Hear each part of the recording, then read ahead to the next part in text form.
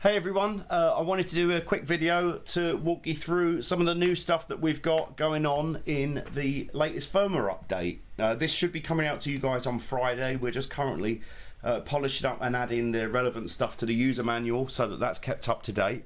Now, this firmware update is mainly a maintenance release. There are some new features in there, but this has been one where we've sort of really taken on board a lot of your comments and suggestions in the forums and on the Facebook group, and some of you guys have been kind enough to take the time out to do YouTube videos and stuff, and sort of listen to kind of the things that some of you guys have problems with and try to sort of address those and improve the user experience and the workflow.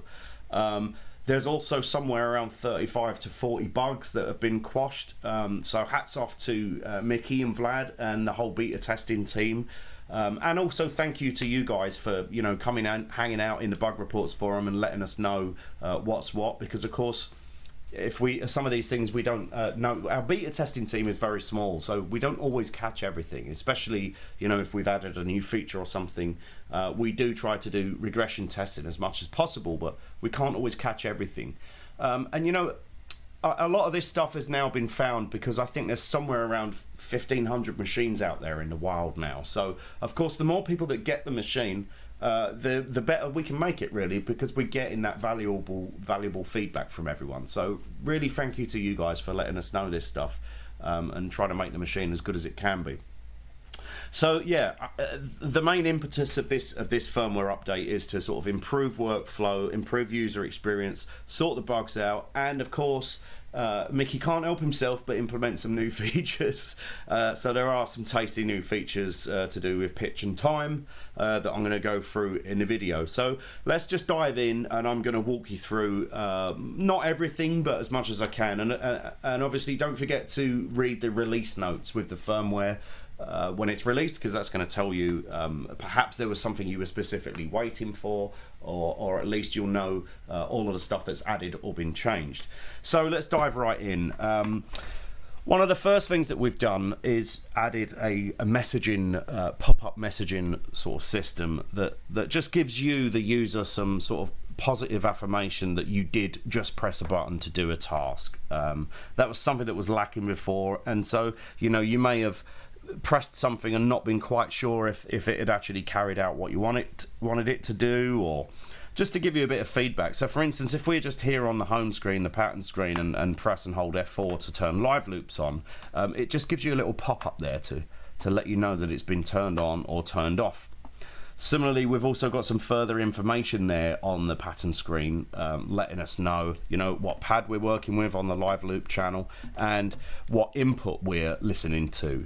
So, you haven't now got if you've forgotten what input you're on, you haven't got to go to input monitor and check where you were and then come back again. Just to try and improve that and give you a bit more information there at the tap of a finger. And that little messaging thing sort of carries on throughout the machine. Many different actions you're going to be doing. For instance, if we turn on override, it gives you a little message there that you've turned it on or off. And as I said, that carries on through that whole theme sort of carries on through the system. Also to do with sort of visual feedback, one of the things that we got a lot of feedback on was confusion with the F keys, and that's quite warranted because the F keys obviously they're contextual, so different modes that you might be in, the F keys can mean different things in different modes. And so if you haven't memorized the manual, don't forget there's also a quick reference sheet in the manual, which if you print that sheet out and keep it next to the machine, it's very handy because it tells you what the F keys do. However, we've kind of implemented that in the machine now. So for instance, if I just hold 0 to go into the help menu, what it does is it gives you a graphical representation. The first thing you see is this graphical representation grid of what all of the buttons do in this mode. So as you can see, we're currently in pattern mode, and so by pressing help, the first thing you're going to see is what these F keys do contextually when you're in pattern mode. Now, for instance, if I was not in pattern mode, and let's say I was in step edit mode, again, if I press and hold help, it will give us a grid there and let us know what the F keys do in in this circumstance. So hopefully that's going to sort of get you guys up to speed and let you see what's going on much quicker. Also, in every help window, if you scroll down, you'll be presented with a QR code, and if you just tap that, scan that code with your phone, it's going to take you directly to the PDF manual. So they're just sort of, you know, little things that we sort of wanted to implement just to make life a little bit easier, and you don't want your flow to be interrupted when you're working on stuff. Another thing that we got a lot of feedback on is perhaps sometimes parameters were unexpectedly changing, or it was too easy to knock a value out off of kilter when you're working with a machine. And so we've done two things to improve that experience. One, Mickey has implemented a sort of error correcting sort of noise cancellation algorithm, if you like, and what that basically does is it's a bit more intelligent in sort of deciding on whether a fader or a parameter is actually being changed or if it was accidentally knocked. That would be most apparent if you were in like slice mode or perhaps envelope mode, where particularly in slice mode, let's just say like the first fader and the last fader move, because it's percentage based. The first and last faders would potentially move your cursor a lot throughout the file.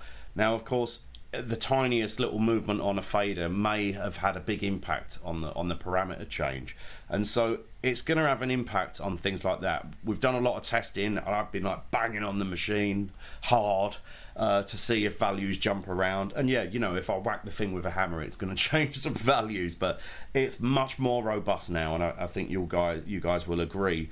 And furthermore, on top of that, what Mickey has implemented is what we're calling fader and knob catch-up. Let's say you're working on a track on a particular channel, and then you switch banks. Of course, your fader and your pot values are not going to be set where they are.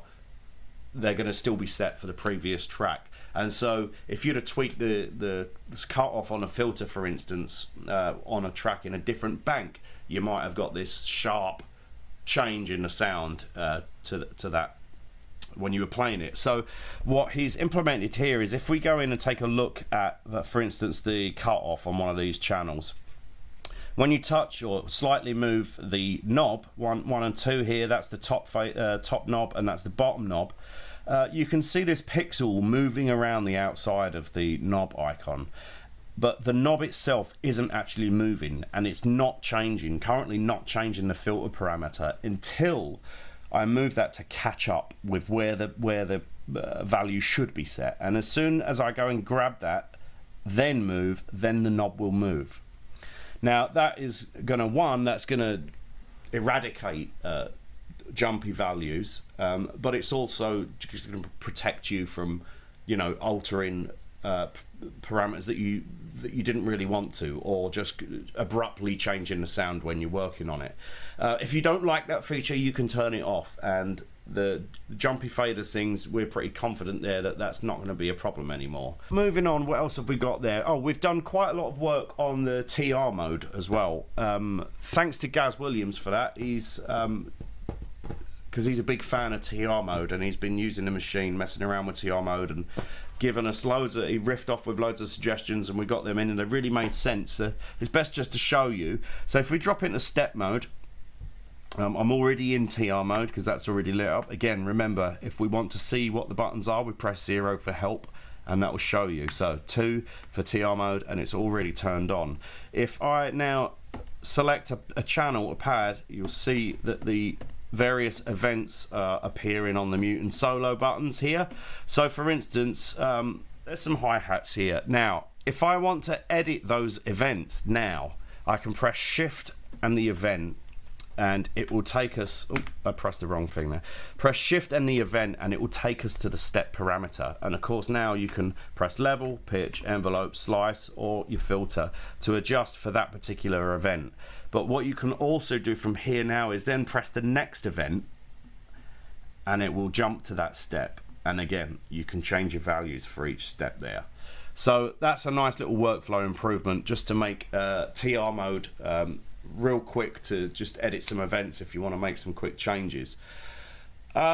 Also, there's been a lot of stuff done to the override modes, and there was a guy on the forum, I've got to remember his name, that we should thank, because he gave us this suggestion and it definitely made sense. Melker Patterson, that was the guy, I think.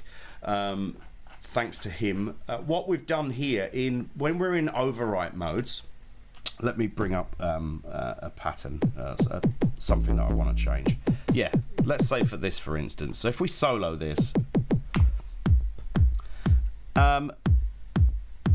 if we want to start making some changes, obviously the pitches and everything here is baked into the pattern, and we all know, you know, we can go to press playback override for our filter settings there, right? We can now change our filter to wherever we want it, and then hold the button and press the pad, and it will modify the whole pattern rather than having to do several different button presses. Again, if I want to, let's show you that once more, how easy it is to handle that. So let's say we want to work with, we want to change the pitch of this kick.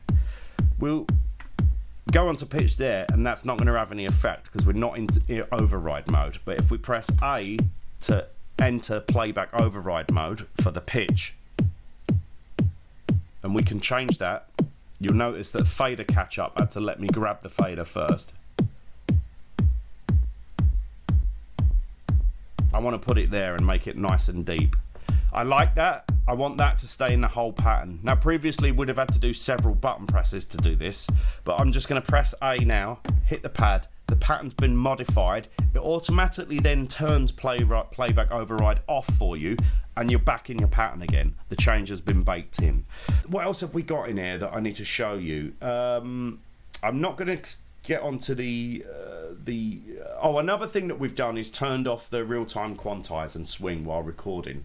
I think a lot of people didn't really like that. I think especially when you're sort of playing in live on the pads, it might have sort of put your feeling off a little bit. So we've removed that or disabled that for now, and see how you guys get on with that. I think you're probably going to prefer that.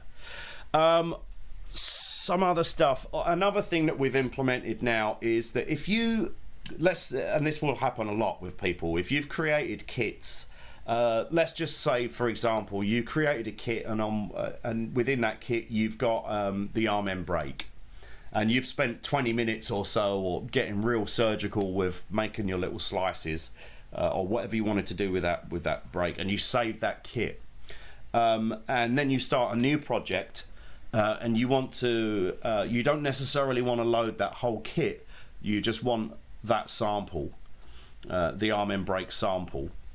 If you navigate to that kit folder from within a new project and load the WAV, the system will look to see if there's also a corresponding kit file in that folder, and it will also import whatever other parameters you had set for that sample within the kit.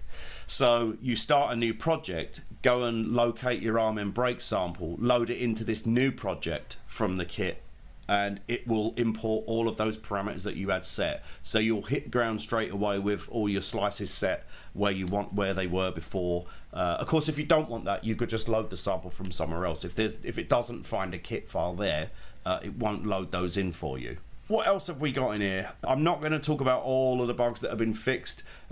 If you'll see that in the release notes. I guess it's time to show you the pitch and time tools that we've done. So a good example, first I'm going to show you the pitch stretch, and this is non-destructive. Let's just see where we're at with our pattern here. Alright, so I've got this pattern. It's at 120 BPM. Everything's hunky-dory. Nice. Okay, now I want to change this whole pattern to 125 BPM, for instance. We know what's going to happen. I've got a loop on this channel, right? But that loop is 120 BPM, so it's going to sound like a train tracking DJ. Nobody wants to hear that. So if we want to just change get that loop into time with the track, we can do what's called pitch stretch now. And some of you guys might have already been doing this. I mean, that's just something you would do to wrangle a loop into the tempo you're working at. You'd adjust the pitch. Of course, that's going to change the pitch of the tonality of the loop, but it's a real quick and dirty way to just wrangle something into your project tempo. So yeah, let's say I just changed the project tempo to 125. What this basically does is calculate all the values for you, so you don't have to sit there finding the perfect thing with your pitch fader in fine mode. So for instance, I mean, I happen to already know this loop here is 120 BPM.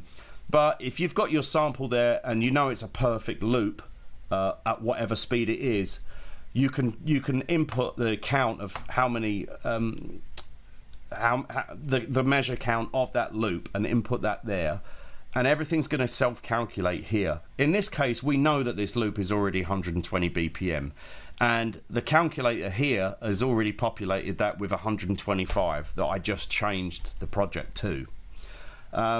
And it's giving you some info here, or you could, and it's telling you how much it's going to change the pitch to make it come into time with the rest of your pattern. So if I now hit transpose track, and again you're going to see the little notification pop up, track transpose setting was set. Okay, thank you. Now what's going to happen is it will increase the pitch of this loop, but it will now be in time again at 125 BPM.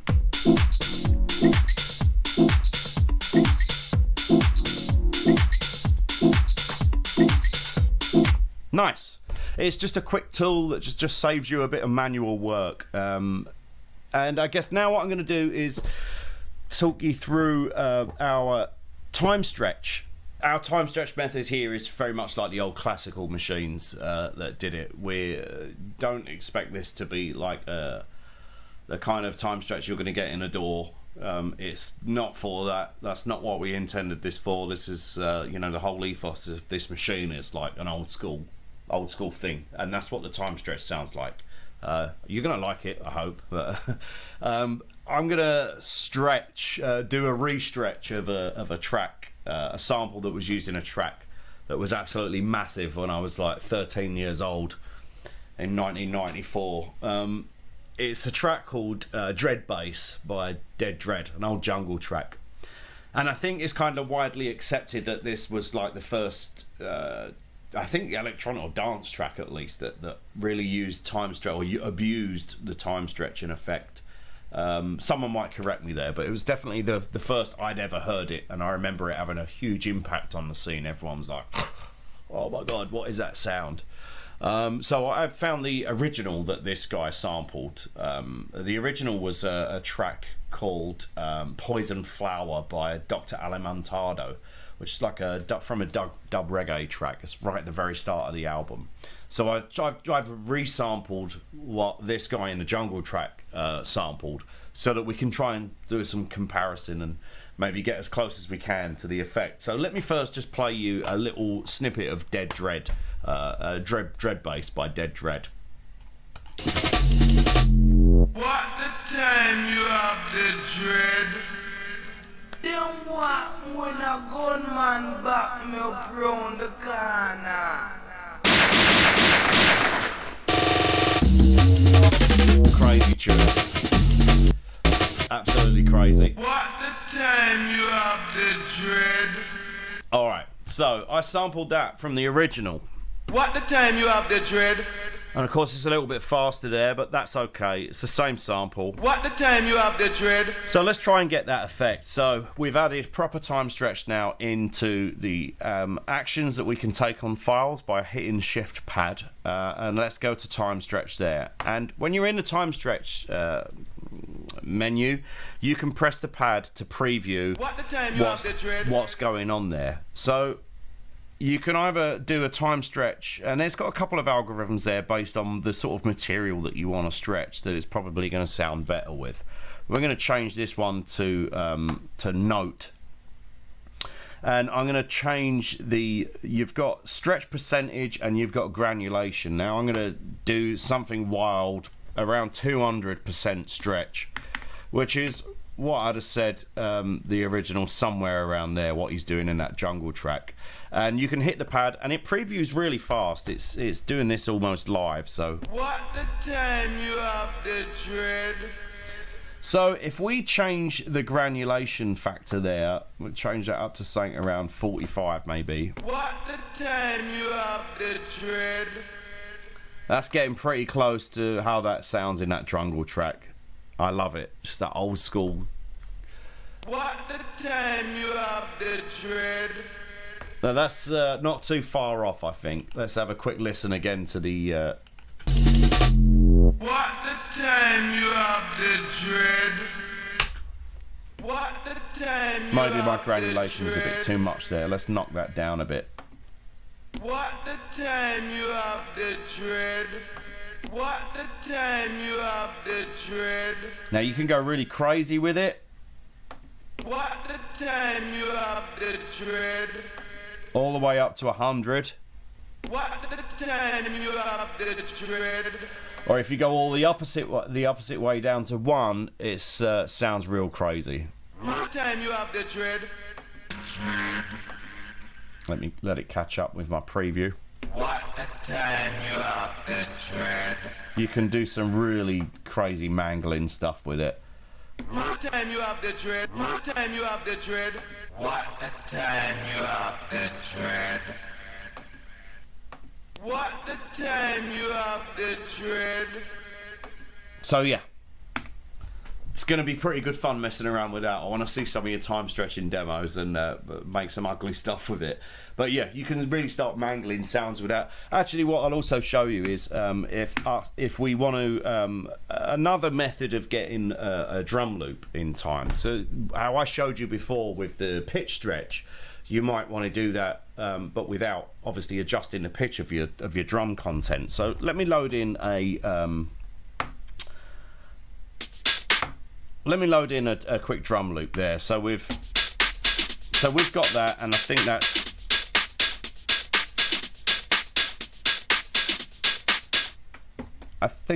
well, it's going to tell us what that is. 122 BPM loop. So I can now obviously go into, I could do the pitch stretch method, which I showed you before. I can go into time stretch and use the beats algorithm. It already knows that it's 16 beats. And I want to change that to, let's say I want to change that to 135 BPM. Let's go. That's quite a big stretch for this loop. And see how we get with that. Now if I press it,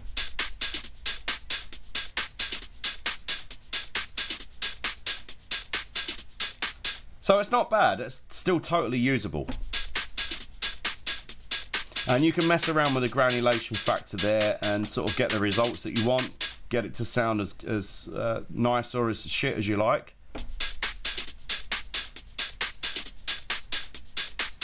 It's actually really dirty in that loop up as well a bit.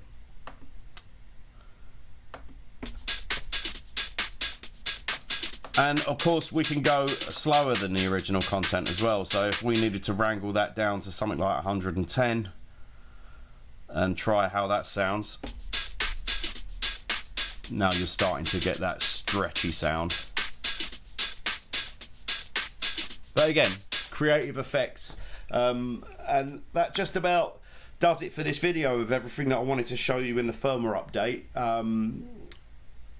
Make sure you come and download it Friday and let us know how you're getting on with it. And thanks again for all your suggestions and bug reports and opinions on workflow enhancements. And I hope that we've put a lot of those in there for you guys that wanted them. And of course, continue to post them in the forum and we'll see what we can do with them.